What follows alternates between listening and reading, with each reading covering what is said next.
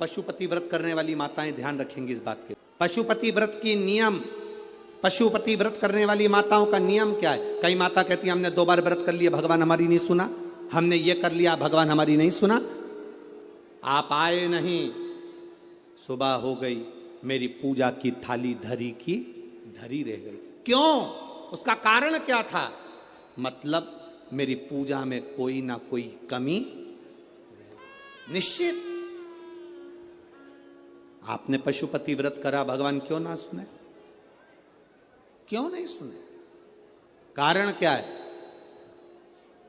थाली पूजन की लगा रहे हो, देवरानी का व्रत है, जेठानी सामान निकाल के दे रही है, देवरानी का व्रत है, जेठानी आटा सेक रही है सीरा बनाने के लिए, हलवा बनाने के लिए, जेठानी का व्रत है, देवरानी दूध में उकाल कर खीर बना रही है।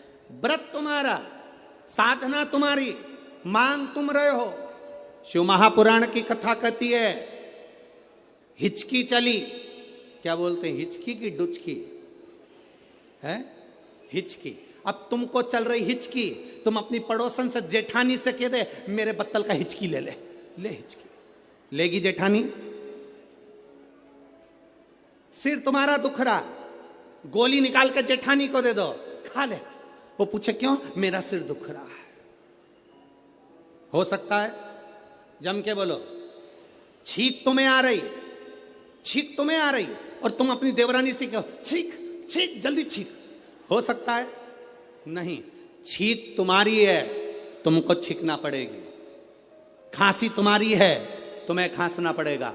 शरीर में कष्ट तुम्हारे है, दवाई तुम्हें खाना पड़ेगी। उसी तरह व्रत तुम्हारा है, तैयारी तुम्हें करना पड़ेगी।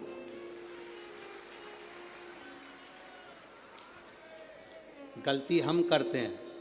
पशुपति व्रत का व्रत मैंने करा, मम्मी से कह के चली गई, मम्मी मेरा पशुपति व्रत है, मैंने शादी के लिए करूंगी या बच्चों के लिए करूंगी या इसके लिए करूंगी या उसके लिए करूंगी। मम्मी ने पूरी थाली लगा के दे दी, मेरी बेटी व्रत कर रही है, मेरी बेटी।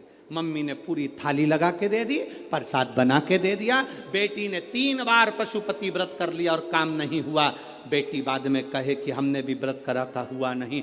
उस कारण को समझना। क्या तूने तैयारी करी? तू तो केवल एक सिर की उतार रही है कि महाराज बोला है तो व्रत करना है तो मेरा काम हो जाएगा। पर विचार कर, थाली लगाती तो तेरे अंदर भाव जागता कि मैं महादेव की पूजन की तैयारी कर रही हूँ, चावल रख रही हूँ, बेलपत्र रख रही हूँ, पुष्प रख रही हूँ, एक एक चीज में महादेव जुड़ता तेरे दिल से। मैं महादेव के लिए हलवा बना रही हूँ, मैं महादेव के लिए सीरा बना रही हूँ, मैं महादेव के लिए खीर बना रही हूँ, मैं महादेव के लिए ये कर रही हूँ। हर शब्द में तेरा महादेव जुड़ता तो पशुपति व्रत का पुण्य भी 2 व्रत होते और तीसरे में प्राप्त हो जाता। ये नियम है शिव महापुराण। नहीं चाहिए। शिव महापुराण में यह भी कहीं नहीं लिखा कि तुम भगवान को 108 या 1008 या 1008 बेलपत्र समर्पित करोगे तो शिव जी प्रसन्न हो जाएंगे। शिव महापुराण की कथा तो यहां तक कहती है, एक बेलपत्र की पत्ती को आप अगर बीच में से, ये एक बड़ी पत्ती, उसके बीच में 2 पत्ती और 2 पत्ती के बीच में जो गैप है, बीच पत्ती में, इस पत्ती और 2 पत्ती के बीच में जो जगह है, अगर आप इस पत्ती को यहां से स्पर्श कर कर, इस पत्ती को यहां से स्पर्श कर कर शंकर भगवान के शिवलिंग पर अगर आप श्री शिवाय नमस्तुभ्यम कहकर, पंचाक्षर मंत्र नमः शिवाय कहकर, षडाक्षर मंत्र ओम नमः शिवाय कहकर यदि शंकर के शिवलिंग पर समर्पित करते हो तो वो 108 बेलपत्र का काम कर जाती है। पकड़ने का स्थान देखिए,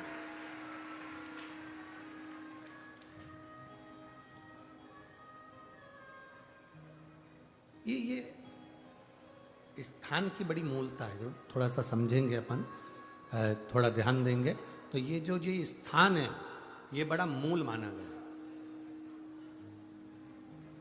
बेलपत्री की बड़ी पत्ती, नीचे की 2 पत्ती, उसके बीच में जो खाली डंडी जो दिख रही है, इसको अगर पकड़कर बेलपत्र समर्पित कर रहे हैं तो 108 बेलपत्र के बराबर हमें फल प्राप्त हो रहा, 108 बेलपत्र। और समझिएगा, मान लो आपके पास में ना पीला चंदन है, ना लाल चंदन है, ना अक्षत है, ना पुष्प है, ना कोई सामग्री है, ना दिया है लगाने के लिए। शंकर जी के मंदिर में लोटा भर के जल लेकर गए हो, आज तुम्हारे पास में हो सकता है जल भी नहीं है, लोटा भी नहीं है, तो जिस शंकर जी का दर्शन करने गए हो उन्हीं की बेलपत्र को उठाओ, और बेलपत्र को उठाने के बाद पहले अपने हथेली पर रखो, अपना हाथ रखकर बाबा से प्रार्थना कर कर बेलपत्री की मध्य पत्री, आगे वाली पत्ती को पकड़कर अगर वो बेलपत्र हम शिव जी को समर्पित करते हैं तो हमारा पीला चंदन, लाल चंदन, दिया सब बाबा को समर्पित हो जाता है, उस बेलपत्री मिल जाती है। एक बेलपत्री का सुख हमारे जीवन का एक आनंद दे देता है।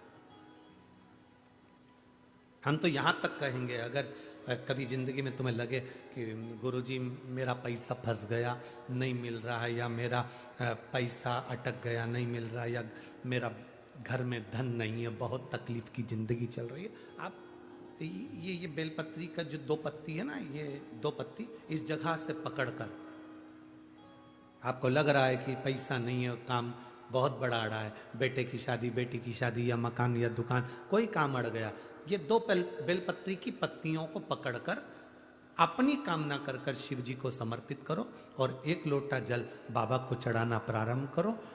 20 से 22 दिन इंतजार करना, मेरा बाबा हाथ पकड़कर कुबेर भंडारी भंडार जरूर भरेगा।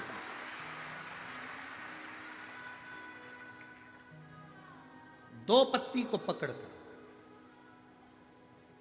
लोग कहते हैं ब्रह्मा विष्णु महेश हैं बेलपत्री में, शिव जी के 3 नेत्र हैं बेलपत्री में, शंकर भगवान के त्रिशूल की 3 कोर है बेलपत्री में। हम कहते हैं अभी थोड़ा आप स्मरण करेंगे, अगर आप शिव महापुराण को अच्छे से पढ़ेंगे तो आपको ज्ञात होगा, कुबेर को धन देने वाले कौन है? बोलते जाओ जरा जमकर, कुबेर भंडारी, कुबेरेश्वर महादेव, मतलब शिव शंकर कुबेर को धन देते हैं। जिस समय पर भगवान विष्णु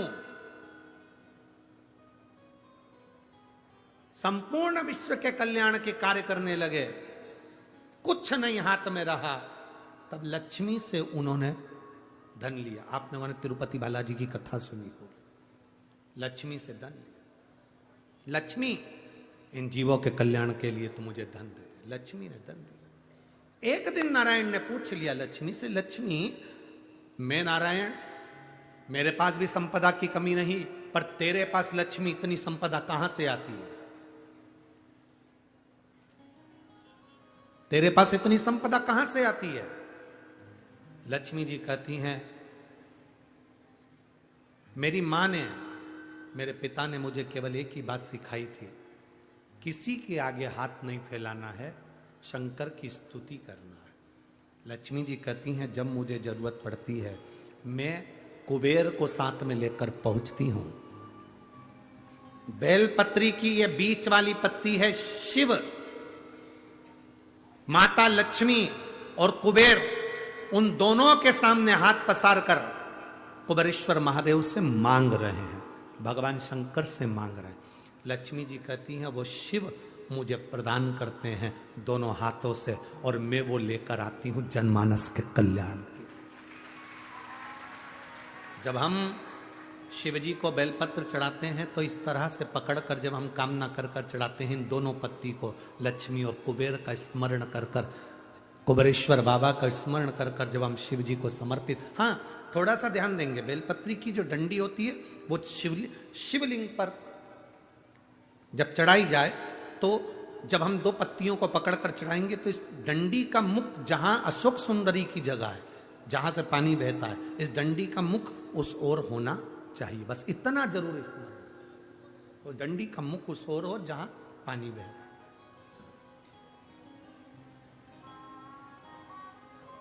जिस जगह से जल बह रहा हुआ उस ओर।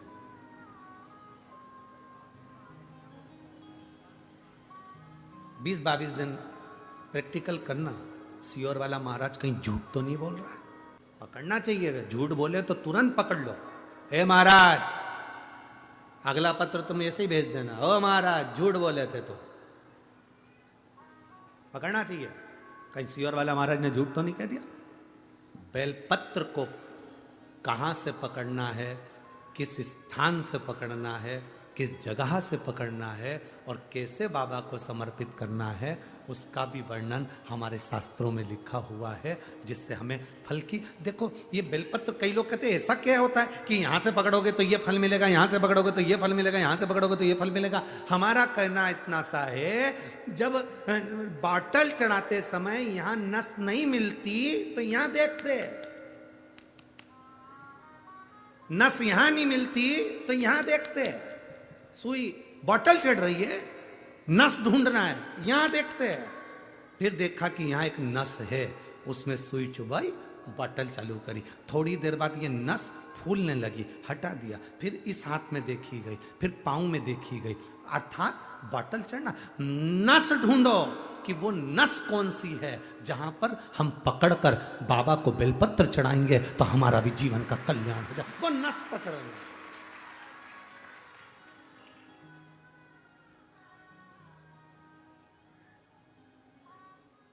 पहले के लोगों क्या भगवान की पूजन नहीं करते थे?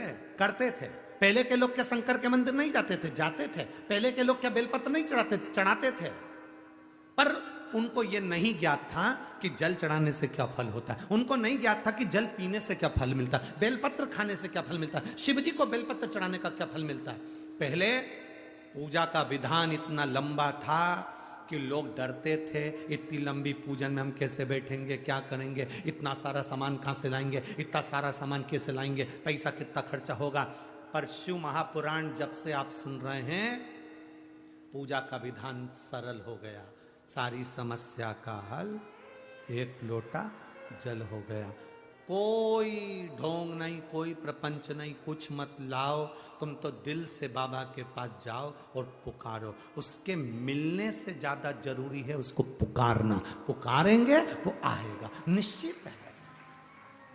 पुकारो। बच्चा खेल रहा है, मां उसको दूध नहीं पिलाएगी।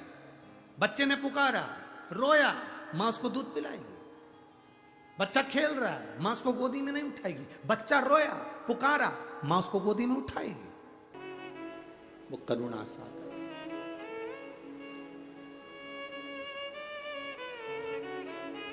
शंकर के जो भक्त होते हैं वो 3 बार रोते हैं। कितनी बार रोते हैं? 3 बार। शिव के जो भक्त होते हैं वो 3 बार रोते हैं। पहला, जब भगवान शंकर को पुकारते हैं, उसके हृदय में बड़ी तकलीफें होती है, कष्ट होता है, दुख होता है, तब वो भगवान को पुकारता है, तब रोता है।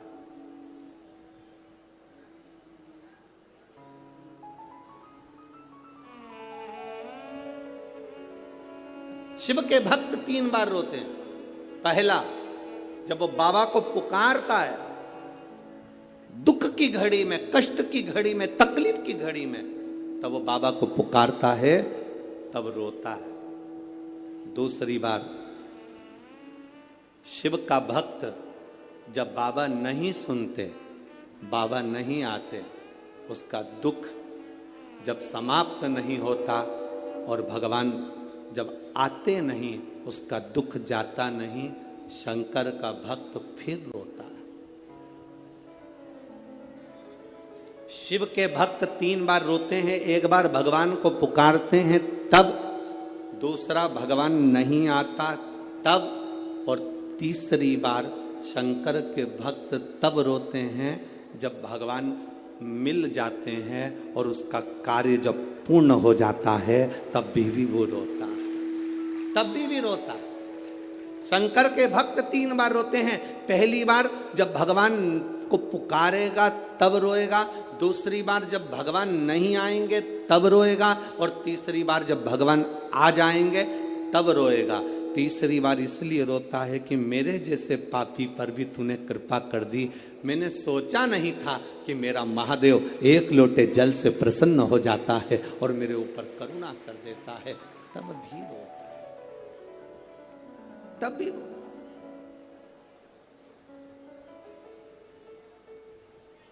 बस आपका भरोसा, आपका विश्वास दृढ़ होना चाहिए। और जितना विश्वास, जितना भरोसा आपका पक्का होगा, उतना परमात्मा को मिलने में देरी नहीं होगी।